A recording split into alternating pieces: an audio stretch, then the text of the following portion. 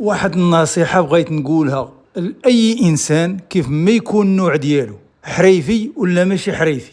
ملي تدخل عند شي واحد وتلقاه كمل الإصلاحات ديالو بلا ما تبدا تنقص وتقول ليه هادي كنتي دير لها هكا، هادي علاش ما درتيهاش ليها هكا، هادي كون عادرتي ليها هكا، لا لا هاديك ما جاتش مزيانة، علاش ما صوبوش لك هاديك مزيان؟ وكون عاقلتيها لي انا نجيب لك السيد كيخدم مزيان وما يديرش لك هاد الحاله هادي، علاش كتبدا تعيب لي في الخدمه وهو اللي عطى الله عطاه وخسر رزقه، علاش كتبدا تعيب لي في الخدمه؟ واخا كاع نفترض كاع هو سولك كاع الخدمه وعلى الراي ديالك، ما خصكش تعيب ليه، وصل ليه بواحد الطريقه يعني اللي تكون ما تكونش تخسر ليه فيها خاطره بالعربيه والتعرابيط. السيد خسر رزقه اللي عطى الله عطاه وتزيد انت عاد تبدا تقول ليه شي هضره اللي تبقى تضره في خاطره. وشكون قال لنا انت مريض بهذا الشيء هذا؟ تمرض معاك السيد تا هو. وبلا ما تزرب وتقول شي ملاحظه خاطئه على الخدمه ديال هذه الكوزينه هذه، حيت ما غاديش تفهم تنشارك معاك البدايه والنهايه، مع احتراماتي للجميع.